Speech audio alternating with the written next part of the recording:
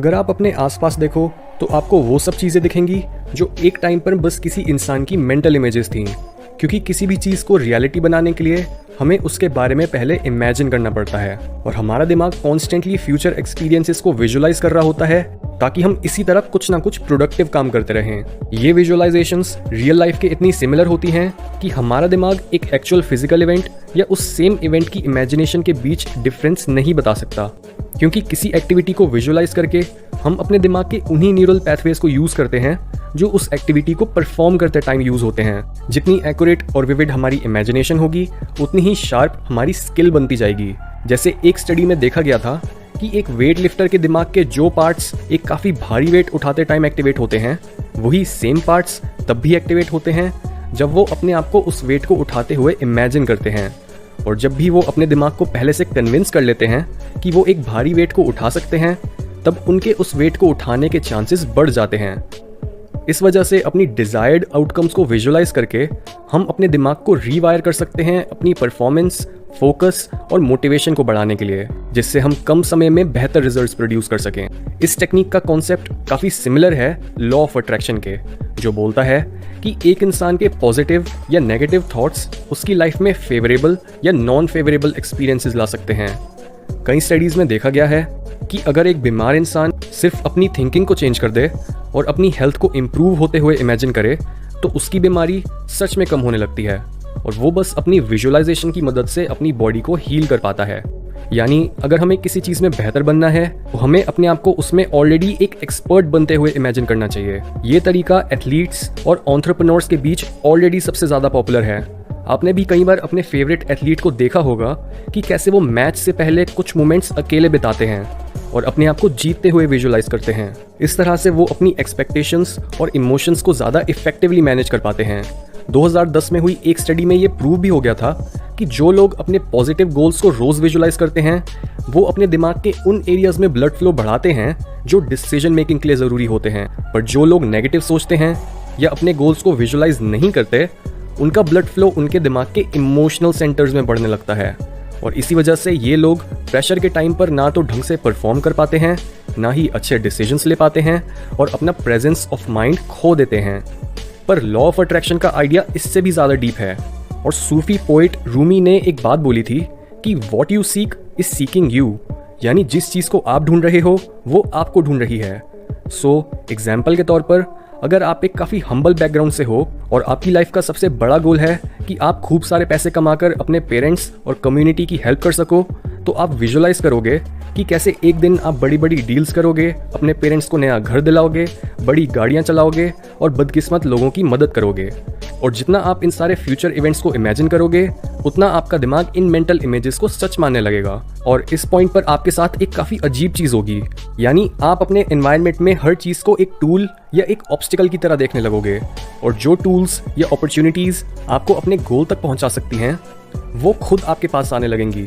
इसे बोलते हैं सिंक्रोनिसिटी। और विजुअलाइजेशन या लॉ ऑफ अट्रैक्शन को समझने के लिए सिंक्रोनिसिटी को समझना बहुत ज़रूरी है, क्योंकि पैरासाइकोलॉजी बोलती है कि लाइफ एक रैंडम सीरीज ऑफ इवेंट्स नहीं है, बल्कि हर इवेंट बाकी सारे इवेंट से कनेक्टेड होता है। और तभी जो कुछ भी हम अपने अंदर एक्सपीरियंस कर रहे होते हैं हमें उसकी रिफ्लेक्शन बाहरी दुनिया में देखने लग जाती है। पर बहुत बार जब हमारे अंदर अपने गोल्स को लेकर कोई क्लैरिटी नहीं होती तब हम इन साइंस को इग्नोर कर देते हैं और तभी विजुअलाइजेशन का काम होता है आपके आउटर एक्सपीरियंस को आपके इनर एक्सपीरियंस के साथ सिंक्रोनाइज करना।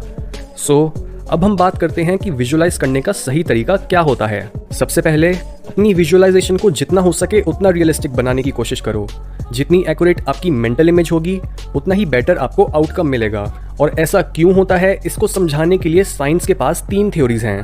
फर्स्ट है साइकोन्यूरोमस्कुलर थ्योरी, जो बोलती है कि विजुअलाइजेशन काम करता है क्योंकि अपने आप को एक एक्टिविटी परफॉर्म करते हुए इमेजिन करने से हम अपने उन सबकॉन्शियस न्यूरोमस्कुलर पैटर्न्स को ट्रेन करते हैं जो एक्चुअल एक्टिविटी या इवेंट के टाइम पर यूज होते हैं। सेकंड थ्योरी है फंक्शनल इक्विवेलेंस, जो बोलती है कि विजुअल इमेजरी और actual physical actions same neurophysiological processes को शेयर करते हैं। जैसे जो न्यूरोकेमिकल्स आपकी बॉडी में तब रिलीज होते हैं जब आप कुछ जीतते हो, वही न्यूरोकेमिकल्स उस जीत की क्लियर विजुअलाइजेशन के टाइम रिलीज होते हैं और आपको ऐसा फील कराते हैं कि आप ऑलरेडी एक चैंपियन बनने के काबिल हो। थर्ड थ्योरी है सिंबॉलिक लर्निंग थ्योरी, जो बोलती है कि विजुअलाइजेशन इसलिए काम करता है क्योंकि हम अपने एक्शंस और ऑल्टरनेटिव सॉल्यूशंस को पहले से ही प्लान कर लेते हैं, जिसकी वजह से जब हमारी एक्चुअल स्किल यूज करने की बारी आती है तब हमें पहले से ही पता होता है कि हमें एग्जैक्टली क्या करना है। जैसे हमारे दिमाग में मौजूद मिरर न्यूरॉन्स एक्टिवेट हो जाते हैं जब हम खुद कोई एक्टिविटी परफॉर्म करते हैं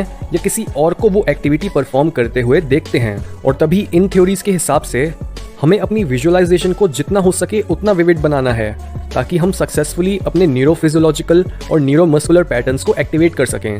एग्जाम्पल के तौर पर, अगर आप एक नई जॉब इंटरव्यू के लिए तैयारी कर रहे हो या आपका कोई मैच है या इवन अगर आप अपने क्रश को डेट पर ले जाने की सोच रहे हो, तो हर पॉसिबल सिनारियो को विजुअलाइज करो। जैसे क्या पता आपका क्रश पहले से ही एक रिलेशनशिप में हो, या फिर ये इमेजिन करो कि जब आप उसके पास खड़े होगे तब उसकी बॉडी लैंग्वेज, एक्सप्रेशंस और फेशियल फीचर्स कैसे दिखेंगे। और अपनी इस मेंटल इमेज को विविड बनाने के लिए इसमें डिटेल्स ऐड करते रहो, जैसे आप दोनों के आसपास क्या हो रहा है, आप कहाँ खड़े हो, आपको क्या सुनाई दे रहा है, आपका ब्रीदिंग पैटर्न कैसा है, या फिर आप उनके साथ कैसा फील कर रहे हो। इस तरह से आप एक मुश्किल काम को करने से पहले उसे अपने दिमाग में प्रैक्टिस कर सकते हो, उससे जुड़ी फीलिंग के साथ फेमिलियर हो सकते हो, और जब आपकी बारी उस काम को एक्चुअल में करने की आएगी तो तब बस बात रह जाएगी एग्जीक्यूशन की। सेकेंडली, आपने अपनी विजुअलाइजेशन के साथ कंसिस्टेंट रहना है। ये इसलिए क्योंकि हमारे दिमाग की लैंग्वेज रेपिटेशन है। आपने कई बार लोगों को ये बोलते हुए सुना भी होगा कि we are creatures of habit, यानी हमें हमारी हैबिट्स डिफाइन करती हैं। जिसका मतलब अगर आप विजुअलाइजेशन की मदद से अपने गोल्स और ड्रीम्स को हकीकत बनाना चाहते हो तो आपको रोज उनसे जुड़े न्यूरल कनेक्शंस को पक्का और बड़ा बनाना होगा और अपनी बॉडी की केमिस्ट्री बदलनी होगी, बार बार उन गोल्स की अचीवमेंट को एक्सपीरियंस करके। और जितने स्ट्रॉन्ग आपके इमोशंस होंगे उतना ही आप अपने इस विजन पर अटेंशन पे करोगे। एक स्ट्रेटेजी जो आपकी मेंटल इमेज से जुड़ी इमोशनल इंटेंसिटी को बढ़ा सकती है वो है विजुअलाइज करते टाइम ऐसे गाने सुनना जो ऑलरेडी उस इमोशनल इंटेंसिटी पर हो जहां पर आपका विजुअलाइज्ड फ्यूचर है। और लास्टली, इफेक्टिवली विजुअलाइज करने के लिए आप अपना एक्सपोजर बढ़ाओ, क्योंकि जो कुछ भी हम अपने दिमाग में इमेजिन करते हैं वो हमारी स्टोर्ड मेमोरी से बनता है, जिसकी वजह से किसी ऐसे इवेंट को इमेजिन करना जो अभी आपके साथ नहीं हुआ है वो बहुत मुश्किल हो सकता है। जैसे अपने आप को मार्स पर विजुअलाइज करना ज़्यादा मुश्किल होगा एज कम्पेयर टू अपने आप को अपने लिविंग रूम में विजुअलाइज करना। और तभी कई बार एक डिटेल्ड और रियलिस्टिक मेंटल इमेज बनाने के लिए आपको अपने आप को बाहरी दुनिया में एक्सपोज करना होगा।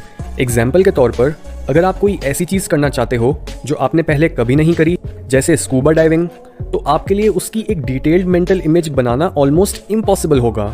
आपको अपने आप को स्कूबा डाइविंग के एक्सपीरियंस में एक्सपोज करना पड़ेगा। आपको उससे रिलेटेड बुक्स पढ़नी पड़ेंगी, वीडियोस देखनी पड़ेंगी और स्कूबा डाइविंग स्कूल जाना पड़ेगा। यानी जो चीज़ आपकी नॉलेज और अवेयरनेस को बढ़ा सकती है ये समझाने के लिए कि एक एक्सपीरियंस कैसा होगा, वो आपको ज़रूरी डेटा प्रोवाइड करेगी जिसकी मदद से आप उस एक्सपीरियंस को डिटेल में विजुअलाइज कर पाओ। और अगर आप एक्चुअल में इन टेक्निक्स को यूज़ करके रोज़ पॉजिटिव गोल्स को विजुअलाइज करो और उन पर कुछ एक्शन लो, तो अगले 5 से 10 सालों में आप अपने सारे गोल्स को पार कर चुके होंगे। और जैसा कि चाइनीज फिलोसोफर सन जू का बोलना था कि जीते हुए योद्धा पहले जीतते हैं और फिर जंग में जाते हैं, जबकि हारे हुए योद्धा पहले जंग में जाते हैं और उसके बाद जीतने की कोशिश करते हैं।